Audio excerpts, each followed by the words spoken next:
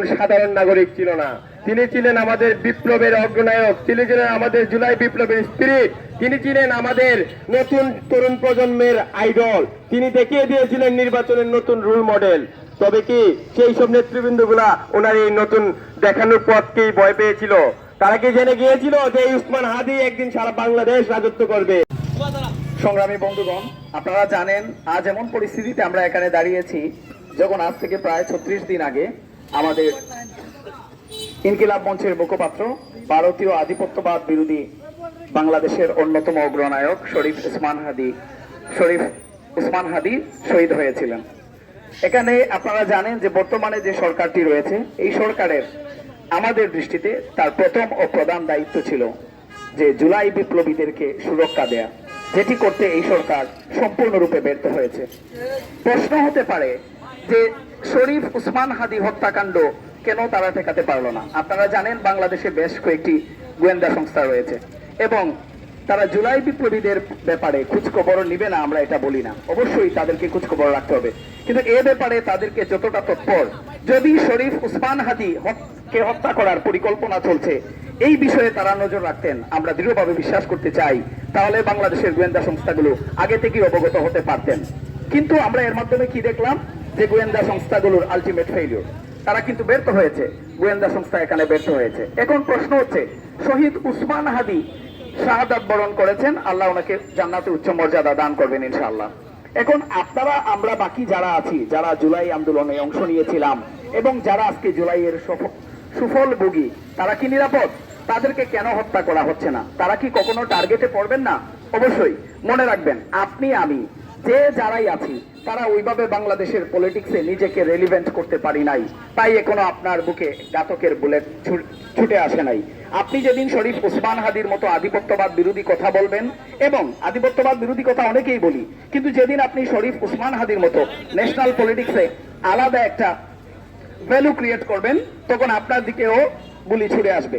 আমরা অত্যন্ত দুঃখজনক ভাবে জানাচ্ছি যে আজকে আমরা কোনো রাজনৈতিক দলের ব্যানারে নয়, আমরা জুলাই রেভলিউশনারি অ্যালায়েন্স, এটি একটি অরাজনৈতিক সংগঠন এবং এর নামে আমরা মার্চ ফর ইনসাফ আহ্বান করেছি, কিন্তু আমরা কিন্তু দেখি নাই বিভিন্ন দলের রাজনৈতিক নেতৃবৃন্দ বা বিভিন্ন ছাত্র সংগঠনের ভাইদেরকে জুলাই আন্দোলনে যারা ছিলেন তাদের অনেকেই অ্যাবসেন্ট। কারণ কি? কারণ তারা মনে করেছেন যে জুলাই শেষ হয়ে গিয়েছে, উসমান হাদি নিহত হয়েছে, আমি তো বেঁচে গিয়েছি, এবার আমি ক্ষমতায় যাব, আমি বিভিন্ন দলের পদ পদবি নিব, আমি আবার আমার রাজ কায়েম করব। কিন্তু ভুলে যাবেন না ভাই, আপনি বাংলাদেশের রাজনীতিতে যেদিন প্রাসঙ্গিক হয়ে উঠবেন এবং আপনি যদি প্রকৃতপক্ষে শহীদ উসমান হাদির মতো বাংলাদেশ পন্থী চেতনা লালন করেন, বুলেট কিন্তু তখন হাদিকে দেখে আসে নাই, এসেছে হাদির আধিপত্যবাদ এর দিকে। বুলেট কিন্তু এসেছে তার বাংলাদেশের রাজনীতিতে প্রাসঙ্গিক হয়ে ওঠার দিকে। সুতরাং আপনি নিশ্চিন্ত কিভাবে হলেন যে আপনার দিকে বুলেট ছুটে আসবে না? আমরা দেখেছি শহীদ উসমান হাদির হত্যাকাণ্ডকে নিয়ে রাজনীতির শেষ নাই। আমরা আপনাদের কাছে সবিনয় অনুরোধ করি, এই ব্যর্থ ইন্টারিম সরকারের কাছে বলি যে হে সরকার, তোমার দায়িত্ব ছিল জুলাই বিপ্লবীদেরকে সুরক্ষা দেয়া, তুমি প্রাথমিকভাবে ব্যর্থ হয়েছো, কারণ শহীদ উসমান হাদির এই নির্মম হত্যাকাণ্ড প্রমাণ করে এই সরকার পরিপূর্ণরূপে ব্যর্থ হয়েছে। এবার তোমার কাছে আমাদের দাবি, অবশ্যই এই শরীফ উসমান হাদিকে হত্যা করা হয়েছে, এটি একটি অপরাধ, কিন্তু যদি এই অপরাধের বিচার করতে তুমি ব্যর্থ হও তাহলে তুমিও কিন্তু অপরাধী হয়ে যাবে। বিচার না হওয়া আরো বড় একটি অপরাধ। সুতরাং আমরা এই সরকারকে বলতে চাই, তুমি উসমান হাদিদেরকে নিরাপত্তা দিতে ব্যর্থ হয়েছো, কিন্তু তাদের বিচারের বেলায় তোমরা যেন ব্যর্থ না হও।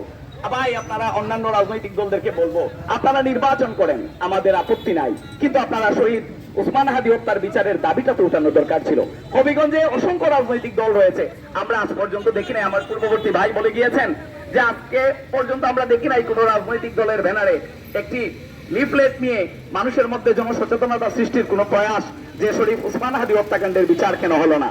আমরা বলতে চাই, আপনারা রাজনৈতিক দল, আপনাদের কাজ রাজনীতি করা, তাতে আমাদের কোনো বাধা নাই, কিন্তু আপনারা শরীফ উসমান হাদি হত্যাকাণ্ডের বিচারের দাবিতে সোচ্চার হন, কারণ এটা প্রমাণ করে যে কেউ শরীফ উসমান হাদির মতো আধিপত্যবাদ বিরোধী হবে, বাংলাদেশ পন্থী হবে, তার দিকে কিন্তু বুলেট ছুটে আসতে পারে।